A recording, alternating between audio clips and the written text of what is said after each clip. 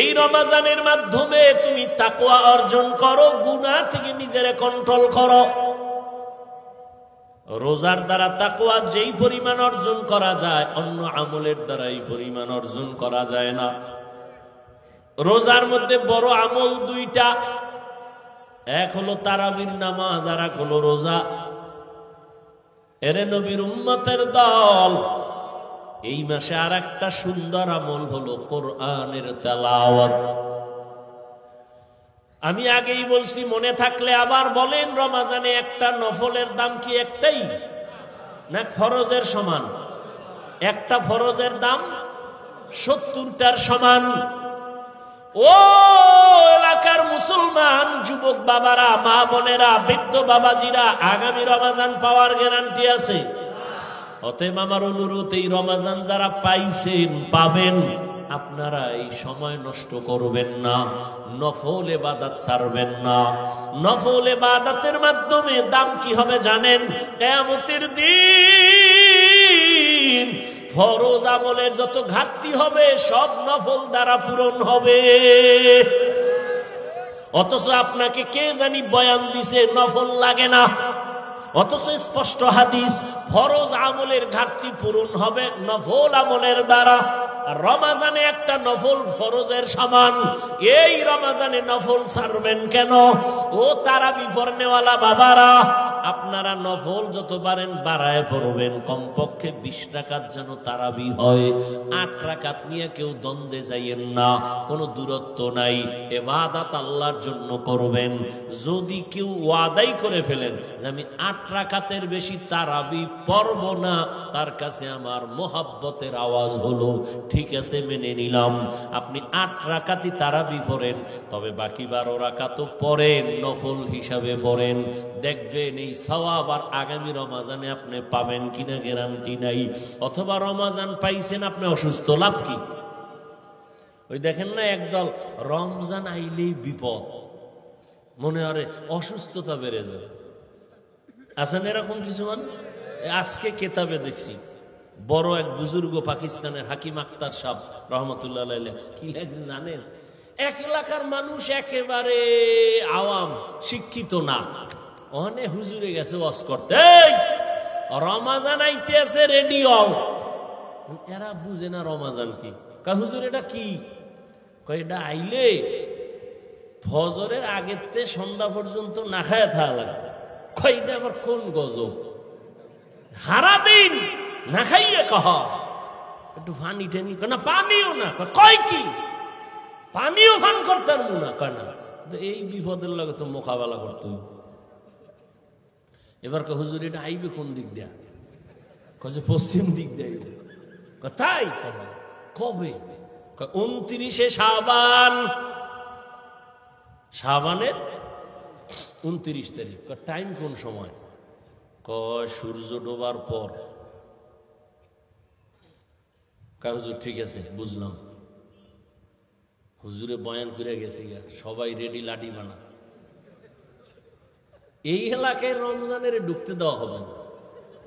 যত যুদ্ধ লাগলো, সারা দিন রাখায় রাখবে, আমাকে একটু পানিও খাইতে দিবে না, ওরে এই এলাকায় ঢুকতে দেওয়া হবে না। 29শে শাবান কবে গণ গুইনা টুইনা পাইছে। এবার কইছে হুজুরে ওই সূর্য ডুবার পরে পশ্চিম দিক দিয়ে রমজান আইবে। এরা সবাই পশ্চিম দিকে রেডি, লাডি টাডি নিয়ে। ঠিক সূর্যটা ডুবার পরেই দেখে একজনে উট লইয়া আইতেছে, উটের রাখা। এই যে দেখা যায় বোধহয় আউগা, সামনে আগা যাইয়া ধরে রাখে, তোর নাম কি? আমার নাম রমজান আলী। কাহেরি পাওয়া গেছে, ধর। কে? হুজুরে তো এর কথাই কইছে, রমজান আলী এটার ফিডা। আরে ফিডা গণ ধোলাই, এটা মায়ের মুড়ি খাইয়া দৌড়। এটা জানে না যে আমার কি লিগে ফিডা, দৌড়। ফিডাই টিডাই কইছে এই এলাকায় ঢুকলে তোর রুহু আর লগে রাখবি না, খবরদার এই অন্য দিক দিয়ে দৌড়া, এলাকায় ভুলো হবি না। ঠান্ডা মাথায় সবাই আছে। হুজুরে কয়েকদিন পর আবার বয়া দেয়ছে রোজার পরে। কেউ ভাই রমজান কেমন কাটলো? কয় হুজুর রমজানের মাইরা আল্লাহর শুকর আমাকে এলাকায় ঢুকতেই দিই, বহু দূরে রাখছি, কিন্তু এই বিপদ, এই এলাকায় ঢুকতে দেওয়া হবে না। কিছু মানুষ এই রমাজান আইলেই কয় আমার অসুস্থতা বেড়ে যাবে, গ্যাস বেড়ে যাবে, অথচ পৃথিবীর সমস্ত চিকিৎসা বিজ্ঞানী একমত মানুষের সুস্থতার জন্য আল্লাহর দেওয়ার সর্ববৃহৎ এক ঔষধের নাম রোজা। আমাকে হুজুর গুড়া বাদ দাও, এমনি তো কানে ঢুকবে না, ওটা ওই যে নাকের উপরে দিয়ে একটা মশা উইরা যায় এইরকম হুজুর গো কথা। চিকিৎসা বিজ্ঞানীদের কথা কি করবা? সমস্ত চিকিৎসা বিজ্ঞানী একমত মানুষের জীবনের সুস্থতার মহা এক ঔষধ হলো রোজা। গত বছর হিন্দু এক ডাক্তার বিশাল এক আর্টিকেল লেখছে ফেসবুকে, আমাকে একজনে দেখেছে, বিশাল রোজার কি শরীরের উপকার কি কি। এই জন্য রসুল শুধু রমাজান না, প্রত্যেক সোমবার বৃহস্পতিবারে রোজা রাখছেন। রোজা রেখে একটু কষ্ট লাগবে, দেখেন পরে অভ্যাস হয়ে গেল, শান্তি আর শান্তি। 3 দিন খাইবেন, 1 দিন রোজা, পুরা খানা দানার বডি ব্যালেন্সে চলে আসবে। আবার 2 দিন খাইবেন, আবার রোজা, পুরা বডি ব্যালেন্স। সুস্থতার জন্য রোজা, বিকল্প কোনো ঔষধ নাই। আর এক ঔষধ রাতের ঘুম। রোজা যারা রাখবেন এগো কি উপায়? আফসুস, আপনিও মুসলমান, আমিও মুসলমান, আপনার আল্লাহ আমার আল্লাহ এক, নবী এক, কোরআন এক, কাবা এক, ধর্ম এক। এরে যুবক,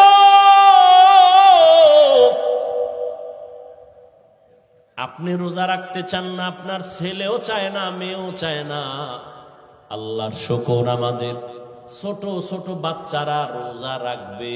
সাহারিতে যদি না উঠাই, পরের দিন খায় না, রাগ কইরা উঠাইলাম না কেন? আর আপনার 20 বছর ছেলে মেয়ের বয়স রোজা রাখে না। আম্মা জান মাঝে মাঝে কয়, ও 2-1টা রোজা রাখবি। বাবা একা খবরদার রোজা রাখায় না, চেহারাটা নষ্ট হয়ে যাবে। ওই আব্বাজানকে জিজ্ঞাসা করি, সারা রাত মোবাইল চালাইয়া যেই ছেলেটার চেহারা নষ্ট হলো, বলেন কোন মেডিসিন দিয়া ভালো করবেন? এখনো অনুরোধ করে বলছি, রে যুবক, ও পর্দার আড়ালের আম্মা জানেরা, বোনেরা, ও বৃদ্ধ বাবাজি, কয়দিন আর দুনিয়ার বাহাদুরি? চোখের সামনে কত লাশ। কই আমরা যে নবীর আদর্শ মেনে টুপি পরলাম, দাড়ি রাখলাম, নামাজ পড়ি, পর্দা করি, হালাল খাই, কই আমাদের তো সম্মান কমে নাই, না খাইয়াও মরি নাই। করোনার সময় স্কুল বন্ধ, কলেজ বন্ধ, চাকরি বন্ধ, ব্যবসা বন্ধ, ফ্যাক্টরি বন্ধ, কিন্তু কোরআনওয়ালাদের একটা মাদ্রাসাও বন্ধ হয় নাই। আপনি মাস্ক লাগাইছেন, ট্রিপল মাস্ক, মরবেন না করোনার ভয়ে। আর এই দেশের লাশগুলো করোনার লাশ, হুজুরেরা কান্দে নিল, জানাজা পড়াইলো, গোসল করাইয়া দাফন করলো, একজন হুজুরেও করোনায় মরে না। এরে আমার কলিজার যুবক বাবারা, আল্লাহ সম্মানের মালিক, ও এলাকার ভাইরা, ও যুবক বাবারা, এতক্ষণ আমি যে বয়ান করতেছি, আমি একবারও কিন্তু আপনাদের বলি না আমার মতো টুপি লাগাও, স্কুল ছেড়ে মাদ্রাসায় যাও। আমি কওমি মাদ্রাসার সন্তান, তোমরাও যাও। আমি তাবলিগের লাইনের সন্তান, তুমিও তাবলিগে যাও। একবারও বলি নাই আমি পীরের বুড়ি, তুমিও পীরের কাছে যাও। একবারও বলি নাই। বরং আমি বলতে চাই, যুবক তুমি স্কুলে পড়ো, আমি হাফিজুর রহমান তোমাকে ধন্যবাদ দিয়ে গেলাম, দোয়াও করে গেলাম। তুমি স্কুলে পড়ে ডাক্তার হও, কলেজে পড়ো, ভার্সিটিতে পড়ো, তুমি ইঞ্জিনিয়ার হও, প্রফেসর হও, তুমি একজন সাংবাদিক হও, ওসি ডিসিএসপি হও। আমি দোয়া করে গেলাম, অন্তর থেকে বলছি, তোমার মাদ্রাসায় যাওয়া লাগবে না, তুমি একজন ব্যবসায়ী হও, চাকরিজীবী হও। তবে আমি হাফিজুর রহমানের একটা ছোট দাবি, বিদায় বেলা তোমাদের কাছে, বেয়াদব হইও না রে বাবা। তোমার ব্যবহারে কোনোদিন যেন মা বাবা কষ্ট না পায়, তোমার আচরণে কখনো যেন আলেম কষ্ট না পায়, তোমার ব্যবহারে কখনো শিক্ষক যেন কষ্ট না পায়। কারণ মা বাবা যদি কষ্ট পাইয়া মনে দুঃখ নিয়ে বলে একটা নিঃশ্বাস ছাড়ে, ওই নিঃশ্বাসটা তোমার জন্য একটা আগুন। ওই আগুনটা যদি তোমার কপালে লেগে যায়, মরার আগে তোমার জীবন বরবাদ হয়ে যাবে। তোমার মতো যুবক, তোমার আচরণে শিক্ষক যদি কষ্ট পাইয়া দুঃখের নিঃশ্বাস ফেলে বলে এই কষ্টের নিঃশ্বাস যদি তোমার কপালে লাগে, তোমার লেখাপড়া ধ্বংস হয়ে যাবে। আলেমের দুঃখের নিঃশ্বাস যদি লাগে, চরিত্র নষ্ট হয়ে যাবে। এজন্য বললাম, হে যুবক, স্কুলে পড়ো, কলেজে পড়ো, চাকরি করো, ব্যবসা করো, মা বাবার দোয়া নিয়া, শিক্ষকের দোয়া নিয়া, উলামায়ে কেরামের পরামর্শ নিয়া, নবীর আদর্শ মেনে জীবনটা চালাও। এবার বাস্তবে একটু তাকায় দেখো তো, তোমার মতো যুবক জীবনে মাদ্রাসায় পড়ে নাই, স্কুলে পড়ে, কলেজে পড়ে, সত্য কথাটা স্বীকার করো। তোমার মতো যুবক জেনারেল লাইনে থাইকাও নামাজ পড়ে, বলো আসেনি? তোমার দুই পায়ে হাত রেখে বলছি, বেয়াদবি মাপ চাই, রাগ করো না। বলো তুমি, মেধা আছে, বিবেক আছে, পশুকে আল্লাহ বিবেক দেয় নাই, তুমি বলো। তোমার মতো যুবক যদি স্কুল কলেজে পড়িয়া নামাজ পড়ে, বলো তুমি কেন পারো না রে বাবা? তোমার কি সমস্যা বলো? মা বাবার কি অভিশাপ লাগছে তোমার কপালে? আমার তো মনে হয় তাই। নাইলে অভিশাপ না লাগলে তোমার মতো যুবক যদি কলেজে পড়িয়া নামাজ পড়ে, বলো তুমি কেন পারো না? তোমার মতো যুবক যদি রাস্তায় গাড়ি চালায় নামাজ পড়ে, তুমি কেন পারো না? তোমার মতো যুবক র্যাব, আর্মি, পুলিশ, বিডিআর এর চাকরি করে নামাজ পড়ে, বলো তুমি কেন পারো না? তোমার মতো যুবক ডাক্তার, প্রফেসর, ইঞ্জিনিয়ার 5 ওয়াক্ত নামাজ পড়ে, বলো তুমি কেন পারো না? তোমার মতো যুবক নদীর মধ্যে মাছ ধরে, নামাজ ছাড়ে না, ময়দানে কৃষি কাজ করে, নামাজ বাদ দেয় না, বলো তুমি কেন পারো না রে বাবা? আল্লাহর কসম, আল্লাহ তাআলা তোমাকে বারবার ডাকে, তওবা করো। কয়দিন আর গুনাহ করবা, কোন দিন হায়াত শেষ হবে জানা নাই। চক্ষু বন্ধ করে একটু গবেষণা করো, ভাবো, দেখো করোনার মধ্যে যুবকের লাশ, ছাত্র জনতার আন্দোলনে দেখো যুবকের লাশ, যত লাশ দেখি শুধু যুবক আর যুবক, পানির নিচে, গাড়ির নিচে, ঘুমের বিছানায় যুবকের লাশ। কয়দিন আর বাহাদুরি করবা? জীবনে তো গুনাহ মনের জাল মিটাইয়া কম করো নাই। মনে চাইছে দাড়ি রাখবা না রাখো নাই, মনে চাইছে নামাজ পড়বা না পড়ো নাই, মনে চাইছে পার্কে যাবা দৌড়ায় গেছো, কারো বাধা তুমি মানো নাই। এখনো কি তওবা করবা না রে বাবা? মনটাকে শুধু একটা কথাই বুঝাও, এরে মন, তোমার মতো যুবক যদি জেনারেল লাইনে থাকিয়া চাকরি করে, ব্যবসা করে, লেখাপড়া করে, নামাজ পড়ে, তুমি কেন পারবা না রে বাবা? এখনো সময় আছে, তওবা করে নাও। আমার আল্লাহর কাছে মনে মনে বলো, ও দয়ার মালিক, জীবনে তো কম দাড়ি কাটি নাই, নামাজ কম সারি নাই, বেপরদায় কম চলি নাই। ও আল্লাহ, কয়দিন আর গুনাহ করব, কোন দিন আজরাইল আসবে তাও জানা নাই।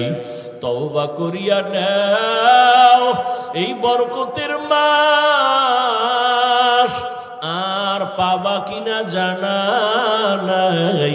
ওই মায়ার নবীর আদর্শের মালা গলায় লাগাও, ওই রহমতের নবীর মালাটা গলায় লাগাই। ওরে যুবক, নবীর আদর্শের মালা গলায় লাগাইয়া কত বিধর্মী কালেমা পড়িয়া মুসলমান হয়ে গেল। আমার নবীর আদর্শ এত সুন্দর, যেই নবীর আদর্শের পাগল উড়ন্ত পাখি একটা গর্তের পিপিলিকা পর্যন্ত আল্লাহর কাছে দোয়া করে, আরজি করে, হে আল্লাহ, তুমি আমার একটু মদিনা দেখাও, আল্লাহ তোমার ঘর দেখায় দাও। আমার আল্লাহ অর্ডার দিছে, ও কবুতর, অমুক এলাকায় যাইয়া অমুক পিপিলিকাটাকে পায়ের সাথে লাগাইয়া মক্কা দেখায় দাও, নবীর রওজাটা দেখায় দাও। মদিনার নবীর রওজার এত মুহাব্বত, ও নবীর আশিক, ও পর্দার আড়ালের আম্মা জানেরা, বোনেরা, আপনাদের কত ধন্য জীবন। আপনারা নবীদের মায়ের মতো দামি মা, সাহাবায়ে কেরামদের মতোই তো আপনারা নারী, হাফেজে কোরআনের মায়ের মতোই আপনারা দামি। আপনারা তো আয়েশা রাদিয়াল্লাহু আনহার মতো নারী, ফাতেমা রাদিয়াল্লাহু আনহার মতো নারী, খাদিজা রাদিয়াল্লাহু আনহার মতো নারী কয়দিন আর দুনিয়ায় বাঁচবেন রে মা? একটা সন্তানকে আদর্শ ডাক্তার বানায় যান, আদর্শ ইঞ্জিনিয়ার বানায় যান, আদর্শ প্রফেসর বানায় যান। আপনার মতো কত নারী এই এলাকায় এখনো আছে, বেপরদায় চলে না, নামাজ ছাড়ে না, স্বামীর মাল হেফাজত করে, সন্তানগুলো আদর্শওয়ালা বানানোর মেহনত করে, মা বাবা সন্তানের পেছনে মেহনত করে, বেপরদায় চলে না, স্বামীর মাল নষ্ট করে না, মোবাইলে সময় নষ্ট করে না। এরে আম্মা জানেরা, এখনো কি আপনারা তওবা করতে পারেন না? আল্লাহকে বিনয়ের সাথে বলেন মনে মনে, হে আল্লাহ, জীবনে আর নামাজ ছাড়বো না, বেপরদায় চলবো না, মোবাইলে সময় নষ্ট করব না, স্বামীর মাল হেফাজত করব, সন্তানগুলো আদর্শবান বানানোর চেষ্টা করব। রহমতের নবীর মোহাব্বত আর আদর্শ অন্তরে লালন করিয়া, ও বৃদ্ধ বাবাজি, আপনার মতো কত বুড়ারা মসজিদে গিয়া নামাজ আদায় করে 5 বেলার, আপনারা কেন পারেন না? রহমতের নবী এত কষ্ট জীবনে করেছেন, বিদায় বেলা নবী অসুস্থ, সাহাবীদের কাঁধে ভর দিয়ে নবী জামাতে হাজির হয়েছেন, নবী নামাজ ছাড়েন নাই। এরে নবীর উম্মতের দল এত কষ্ট নবী করিয়া উম্মতের শিক্ষা দিয়া গেলেন। ওই নবীর আদর্শ সারা কিয়ামত পর্যন্ত এই জীবনে কখনো শান্তি আসবে না, সম্মানও আসবে না। নবীর জন্য যদি জঙ্গলের প্রাণীরা পাগল হয়ে যায়, রহমতের নবীর দেখলে যদি পেটের ক্ষুধা নিবারণ হয়, আল্লাহর নবীর আশিক জগৎ বিখ্যাত ইমাম মালিক রাহমাতুল্লাহ আলাইহি মদিনাতুল মুনাওয়ারায় হাঁটে চলে, জুতা পায়ে পড়ে না, একমাত্র কারণ রহমতের নবীর কদম কোথায় লাগলো, আমি জুতা পরিয়া ওই বেয়াদবি করতে পারবো না। কারণ মদিনার ধুলা নবীর আশেকের চোখের সুরমা। এরে নবীর উম্মতের দল, এজন্য আশেক মদিনার নবীকে দেখার জন্য কাঁদে আর আল্লাহর কাছে বলতে থাকে, আরবের পূবাল হাওয়া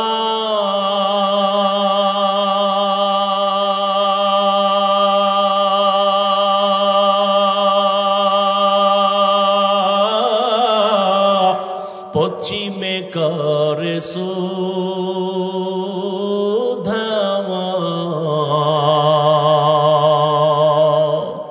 এই গরিবের দুঃখী সালাম, এই গরিবের দুঃখী সালাম, পৌঁছে দিও মদিনায়, মদিনা যাইতে পারলাম না, মদিনা দেখতে পারলাম না।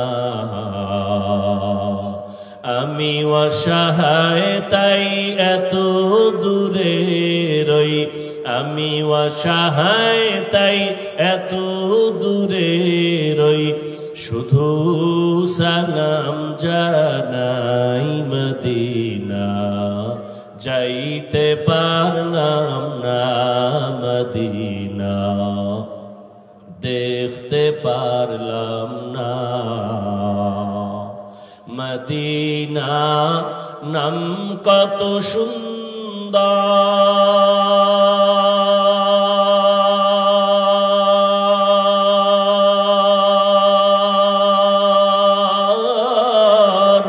মদিনা কেরে সেবন্তা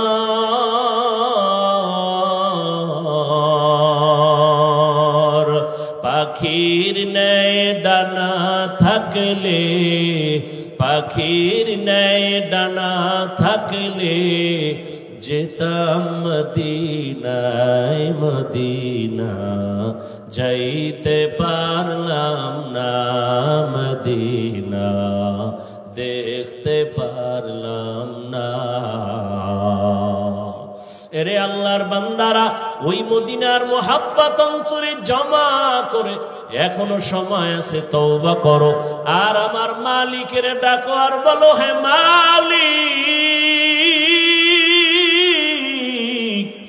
আর নামাজ ছাড়বো না, দাড়ি কাটবো না, বেপরদায় চলবো না, মা বাবার সাথে বেয়াদবি করবা না রে যুবক।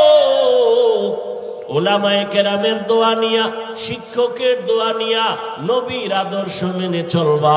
মরিয়া গেল আর নামাজ ছাড়বা না, রোজা ছাড়বা না, গুনাহ করবা না। তওবার নিয়ত যদি অন্তরে থাকে রে যুবক, যাদের অন্তরে তওবার খাঁটি নিয়ত আছে, দুটো হাত আমার আল্লাহকে দেখাইয়া দাও। আয় আল্লাহ, হাতগুলো কবুল করে নেন, তওবা কবুল করে নেন, তওবার উপরে মজবুত হইয়া চলার তৌফিক দান করেন, আমিন।